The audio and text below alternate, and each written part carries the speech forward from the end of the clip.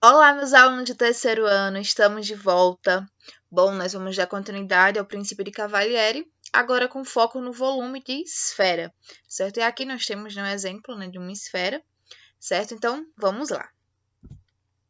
Bom, o ensino da fórmula do volume de sólidos no ensino médio é normalmente feito usando o princípio de Cavalieri, certo? E aqui eu vou explicar para vocês uma forma informal para a gente entender mais ou menos do que se trata esse princípio, certo? Então, é o seguinte. Imaginem que sejam colocados em cima de uma mesa algumas moedas perfeitamente arrumadas. Elas formarão um cilindro, certo? Empurrando lateralmente as moedas que o compõem o cilindro, obteremos um cilindro oblíquo. E se alterarmos mais um pouco, teremos ainda outros sólidos conforme essa figura aqui, certo? Então, o volume desses três sólidos serão iguais, pois não houve alteração da quantidade de moedas. Então, este fato pode ser justificado pelo princípio de Cavalieri, certo? Então, o volume desses três sólidos, mesmo visualmente eles sendo diferentes, eles terão o mesmo volume, o volume será igual, certo? Porque é a mesma quantidade de moedas, certo? Então, essa é uma noção bem básica do que é o princípio de Cavalieri. Certo? Cavalieri ele era um matemático do século XVII e ele pensou o seguinte: embora o formato de um sólido geométrico seja modificado, exceto por casos, né, em que ele perde ou ganha massa, seu volume permanecerá inalterado. Esse é o pensamento que fundamenta o princípio. Então, de forma formalmente, certo, vou dizer que o que se trata, né, esse princípio de Cavalieri. Dados dois sólidos geométricos A e B de mesma altura e as áreas das bases que, por sua vez, estão contidas no mesmo plano, um plano alfa, os sólidos A e B têm o mesmo volume se qualquer plano beta paralelo a alfa determinar duas secções transversais com áreas iguais, certo? E isso é o que acontece entre a anticlepsidra e a esfera, certo? Então, aqui nós temos uma anticlepsidra e uma esfera. Elas têm volumes iguais, então, para a gente calcular o volume delas, a gente usa a mesma fórmula, certo? Que é essa daqui. Então, o volume da esfera é 4πr² dividido por 3, certo? Nós não podemos esquecer essa fórmula. Quando a gente precisar calcular o volume de uma esfera, 4πr³ dividido por 3. E a área de uma esfera, para a gente calcular, é pela fórmula 4πr², certo? Mas não é o foco da nossa aula. Então, como eu falei, a esfera e a anticlepsidra, elas têm o mesmo volume. Então, a gente calcula usando a mesma fórmula. Bom, mas o que seria nessa anticlepsidra?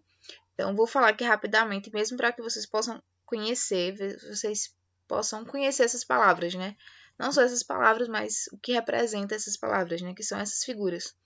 Então, a clepsidra é como se fosse mesmo, né, dois cones, um virado para o outro, certo? E se a gente perceber, se a gente traçar, né, ligar, né, esses dois círculos que compõem, né, esses cones, a gente forma um cilindro, certo? Então, a clepsidra é como se fosse uma parte do cilindro. Então, são dois cones, um virado para o outro. E o que é a anticlepsidra? É quando a gente retira a clepsidra, né, de um cilindro. Então, o que resta, o que fica, é a anticlepsidra, certo? Bom, agora vamos resolver um exemplo, que já está até com a resposta aqui. Enfim, vamos resolver um exemplo, né, do cálculo do volume de uma esfera, certo? Cujo raio é 10 centímetros. Bom, então é o seguinte, basta a gente usar a fórmula e substituir, né? No lugar do raio, a gente coloca 10, certo? Então, a fórmula que é essa, né? 4πr² dividido por 3.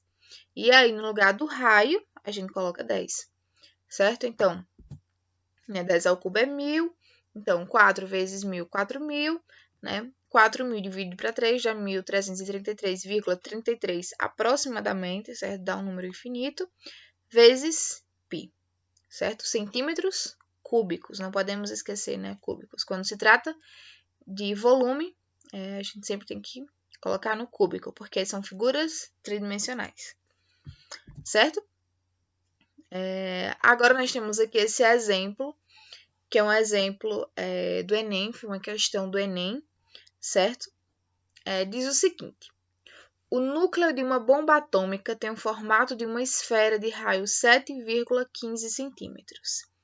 Assim, o volume da esfera e a massa de urânio 235 que essa esfera comporta serão iguais a aproximadamente A. Então, essa questão do Enem quer saber duas coisas: o volume da esfera e a massa de urânio 235.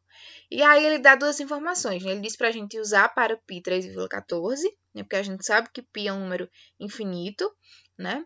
3,14 e muitos mais números, né? Enfim, ele pediu para usar 3,14 a questão, e a densidade de urânio 235 é 17, certo? Então ele dá essas duas informações. Então, primeiro passo, vamos calcular o volume da esfera. E aí a gente utiliza a fórmula, certo? Que a fórmula é 4πr² dividido por 3. E a gente substitui, no lugar do raio, a gente coloca 7,15, certo?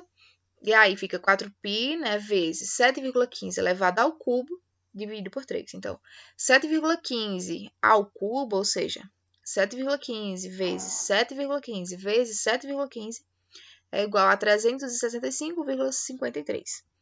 E aí, a gente substitui também, no lugar de π, a gente coloca 3,14, certo? E nós encontramos, né, que o volume é igual a 1.330,33. 33, isso. Só que lembrando, né, que a questão fala, comporta serem iguais a aproximadamente A, ou seja, nós não vamos encontrar um valor exato, e sim aproximado. Ok? Bom, continuando. Agora, a massa certo? Agora a massa, certo? Para a gente calcular, basta, né, a gente multiplicar o volume que nós encontramos por quanto vale a densidade, né, do urânio 235, que ele dá na questão que é 17. Então, a gente faz 17 vezes 1.000, né, 530,33, certo? E aí, quando a gente multiplica, né, 1.530 por 17, a gente encontra, né, 26.015 gramas, ou, né, transformando de gramas para quilos, né, 26 quilos. Então, o volume da esfera é aproximadamente 1.530, certo? E a sua massa será aproximadamente 26 quilogramas, certo? Então, a alternativa é a alternativa A, certo? Então, vamos encerrar, né,